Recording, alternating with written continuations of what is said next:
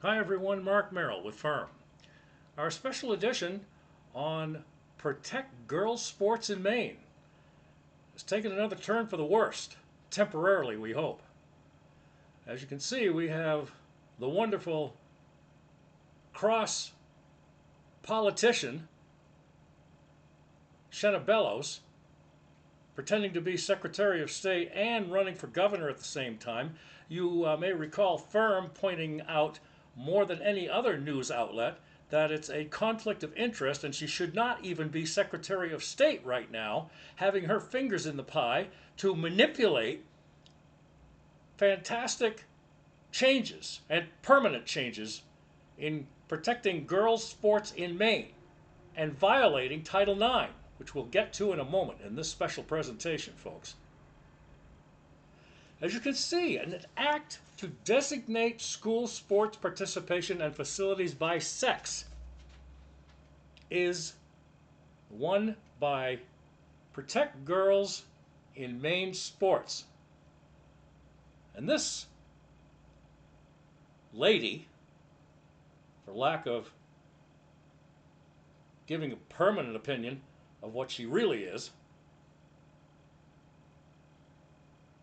violating Title IX federal law, and she has been right along. As we go on, ladies and gentlemen, the initiated bill requires public schools and entities that govern interscholastic or competitive sports by public schools to designate athletic teams as for males, for females, or coeducational. Athletic teams designated for females must be restricted to students whose sex is female, and athletic teams designated for males must be restricted to students whose sex is male. Is that clear enough? Is that clear enough? Apparently you don't agree. You must be gay or something. Athletic teams designated as coeducational must be open to all eligible females and males. A female student may participate on a team designated for males if no team designated for females is available in that sport. Let's read that one again, shall we?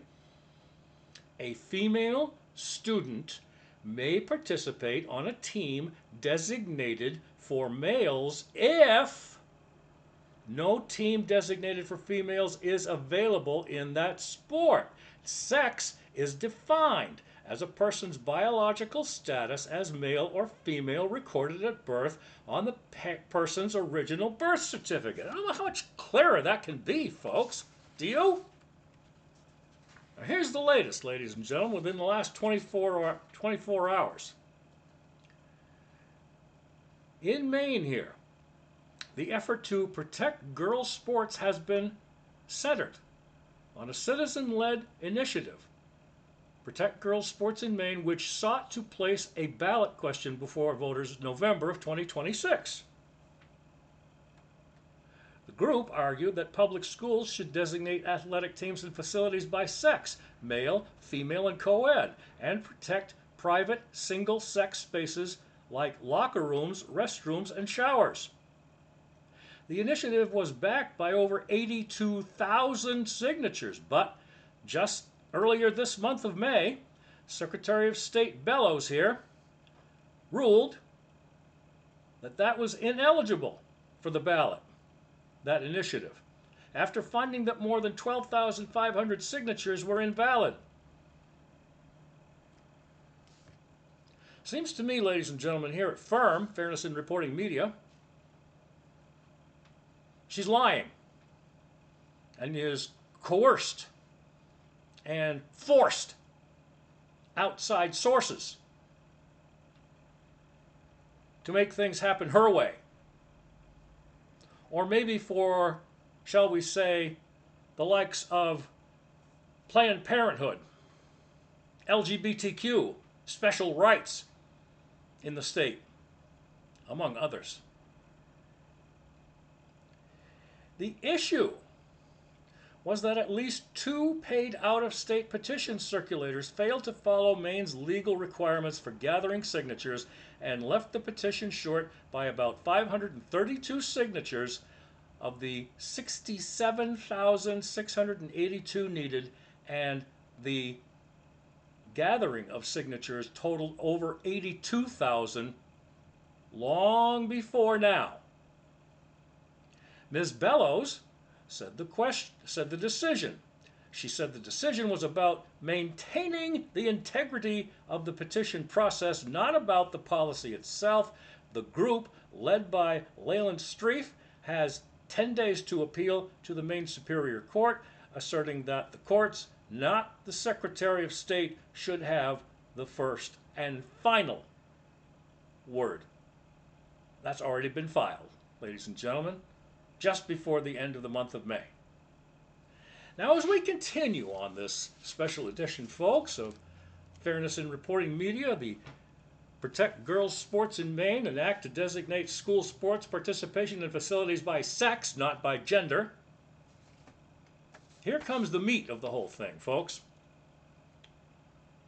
Supporters of this campaign, primarily by Maine Girl Dads Coalition, over 8,000 fathers advocating for sex-based protections in school.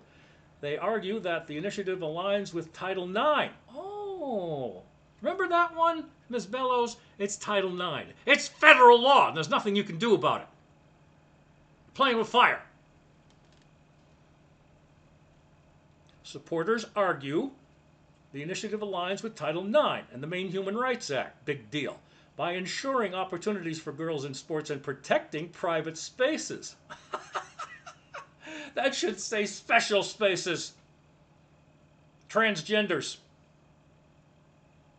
Notable figures, including U.S. Senator Susan Collins, have signed the petition, citing the importance of fair competition and Title IX compliance. Compliance, lady. Compliance. It's federal law. Now, opponents, of course, like Ding Dong here, are from the group such as Maine Women's Lobby, yeah, Equality Maine, They write it down here as GLBTQ. I think they misspelled it. Not surprising. Whoever wrote this. Oh, Morning Star. Maine Morning Star. Surprise. Want to try that one again, folks? It's terrible when you have to correct somebody else's error and they can't spell. You kidding me?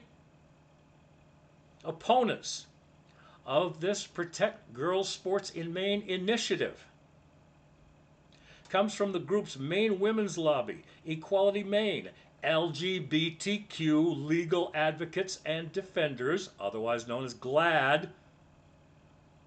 The argument is the initiative could discriminate against transgender students by restricting their participation in sports and access to facilities consistent with their gender identity. You're asking for big trouble there, Ms. Bellows. Big, big anarchy. Big time.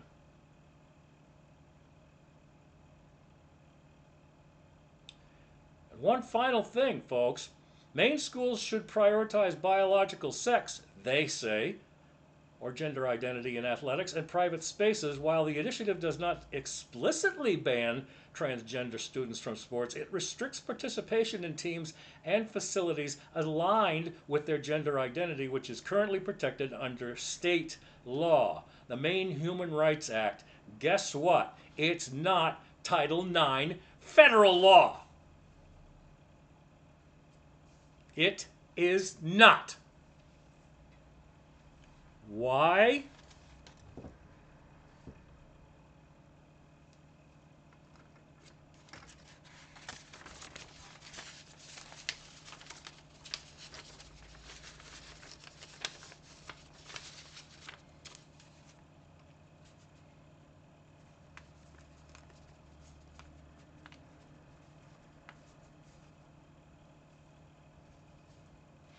Apparently, is this going to get through to you, Ms. Bellows?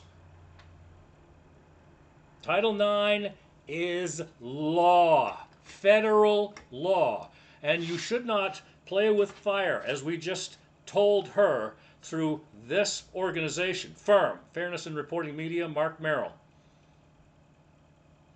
Federal law overrides state law, no matter which state. Got it?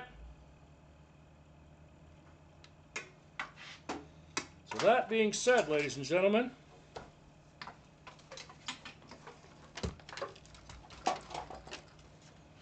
as always, right here, we are always for you, for the Constitution, the Bill of Rights, the First Amendment, defender of the First Amendment, all the Bill of Rights, 1 through 10.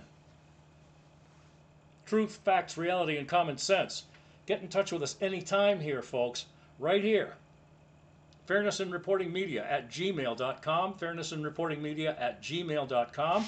We're on Substack, X, and YouTube, 24 hours a day, 7 days a week. Questions? We'll leave some links for you to contact Protect Girls Sports in Maine, and someone there can talk to you a little bit further, legally speaking, I'm sure,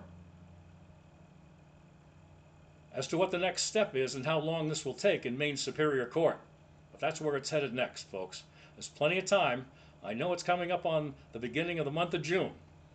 We can still get this done, ladies and gentlemen, and we can get this done so that we can protect girls in sports, biologically speaking, without any transgenders whatsoever.